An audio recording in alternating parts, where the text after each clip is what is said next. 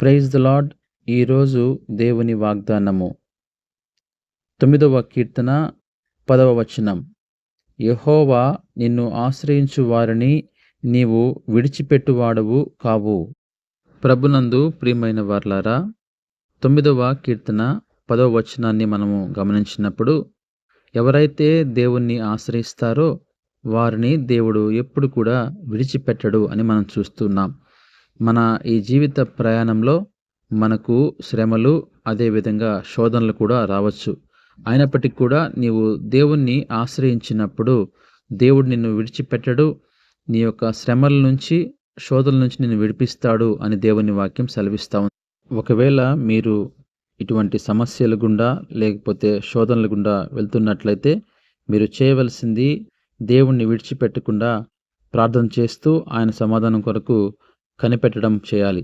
అలా చేసినప్పుడు మనం ఆయన ఆశ్రయిస్తున్నాం గనుక ఆయన మనల్ని విడిచిపెట్టకుండా మనల్ని కాచి కాపాడుతాడు. దేవుని వాక్యాన్ని దీవించుగాక. ఆమెన్. ప్రార్థన చేసుకుందాం.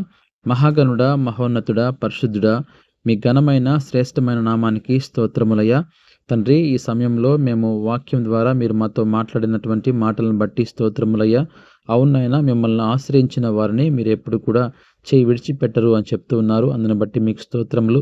ఒకవేళ మా జీవిత ప్రయాణంలో మేము శోధనలు, బాధలు ఎదుర్కొంటున్నట్లయితే తండ్రి, మీరు మాకు తోడుగా ఉండండి, మమ్మల్ని నడిపించండి. తండ్రి, ఈ సమయంలో ఈ వాక్యాన్ని ఎవరైతే తండ్రి చదువుతున్నారో అందుని బట్టి వారి గురించి ప్రత్యేకంగా ప్రార్థన చేస్తున్నాం.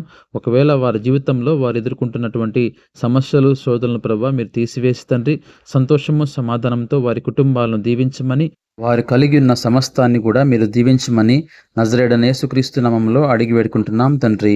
ఆమెన్. అందరికీ వందనాలు. దేవుడు మిమ్మల్ని, మీ కుటుంబాలను దీవించునుగాక.